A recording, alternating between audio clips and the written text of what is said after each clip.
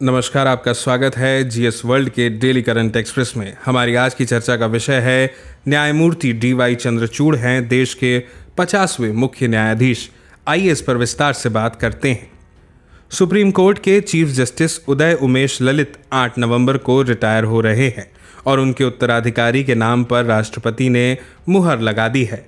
राष्ट्रपति श्रीमती द्रौपदी मुर्मू ने अपनी संवैधानिक शक्तियों का प्रयोग करते हुए जस्टिस DY चंद्रचूड़ को अगला चीफ जस्टिस ऑफ इंडिया नियुक्त किया है।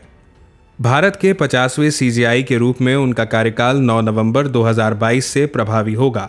अब सिविल राइट्स के डिफेंडर के तौर पर प्रख्यात इस जस्टिस को राष्ट्रपति द्रौपदी मुर्मू शपथ दिलाएंगी। जस्टिस DY चंद्रचूड़ देश के पहले ऐसे मुख्य न्यायाधीश होंगे जिनके पिता YV चंद्रचूड़ भी देश के मुख्य न्यायाधीश रहे। जस्टिस YV चंद्रचूड़ के नाम आज़ाद भारत के इतिहास में सबसे अधिक समय तक चीफ जस्टिस ऑफ इंडिया रहने का रिकॉर्ड है। उन्होंने देश के 16वें CJI के तौर पर फरवरी 1978 से लेकर जुलाई 1985 तक 7 वर्ष से ज़्यादा यह पद संभाला, जबकि उनके पुत्र और अगले CJI जस्टिस DY चंद्रचूड़ 2 साल के लिए इस पद पर काबिज होंगे। अब बात करते हैं जस्टिस DY चंद्रचूड़ के जीवन परिचय की। 11 नवंबर 1959 को जन्मे जस्टिस DY चंद्रचूड़ की शुरुआती शिक्षा मुंबई और दिल्ली में हुई। दिल्ली के प्रतिष्ठित सेंट स्टीफन कॉलेज से ग्रेजुएशन करने के बाद वर्ष 1982 में उन्होंने दिल्ली यूनिवर्सिटी से LLB की पढ़ाई की।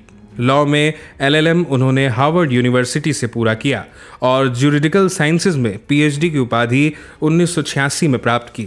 आपको बता दें कि चंद्रचूड़ पर्सनल लिबर्टी और डेमोक्रेटिक वैल्यूज़ के लिए अपने कन्विक्शन के लिए जाने जाते हैं। उन्होंने अपने अहम फैसलों में असहमति को लोकतंत्र का सेफ्टी वॉल्व करार दिया है। निष्पक्षता और पारदर्शिता को जुडिशियल सिस्टम के लिए बेहद ज़रूरी मानते हुए वह अपने पिता भूतपूर्व चीफ जस्टिस YV चंद्रचूड़ के एडल्ट्री और प्राइवेसी पर दिए फैसलों को पलट चुके हैं। एडल्ट्री यानी व्यभिचार और समलैंगिक संबंधों को गैर आपराधिक बनाने वाले फैसले देकर उन्होंने यौन व्यवहार को लेकर जारी सामाजिक व व्यवस्थागत रूढ़िवाद को तोड़ने का कार्य भी किया है। यहाँ परीक्षा के दृष्टिकोण से यह जानना महत्वपूर्ण है कि कैसे होता है मुख्य न्यायाधीश का चयन। भारतीय संविधान में इस बात का स्पष्ट निर्देश नहीं मिलता है कि देश के मुख्य न्यायाधीश की नियुक्ति कैसे की जानी चाहिए। आर्टिकल 124(1) के अनुसार भारत का एक सुप्रीम कोर्ट होगा जिसमें एक मुख्य न्यायाधीश होंगे, लेकिन इस आर्टिकल में चीफ जस्टिस ऑफ इंडिया की योग्यता और उसकी नियुक्ति क्या होगी इस पर कोई विस्तार से चर्चा नहीं की गई है। हालांकि आर्टिकल 126 में कार्यकारी CJI की नियुक्ति के बारे में जिक्र जरूर मिलता है।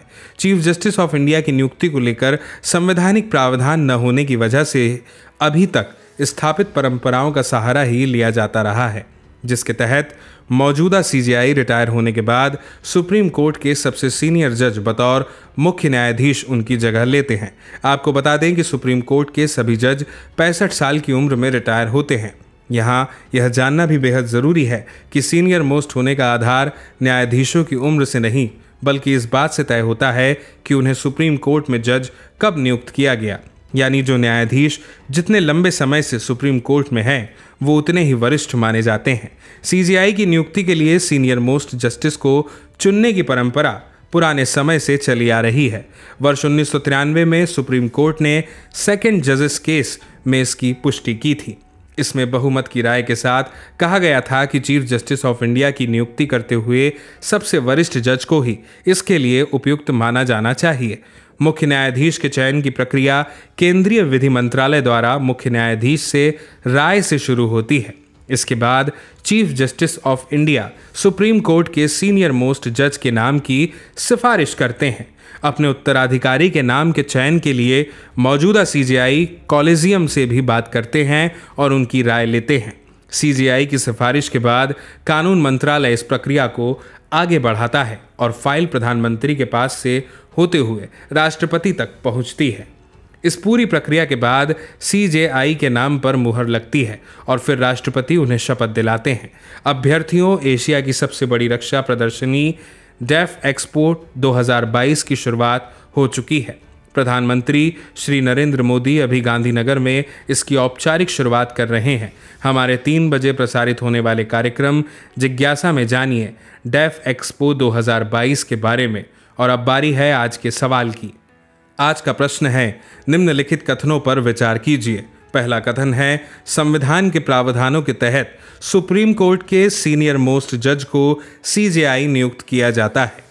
दूसरा कथन है, सीजेआई की नियुक्ति कैबिनेट की सिफारिश पर राष्ट्रपति द्वारा की जाती है।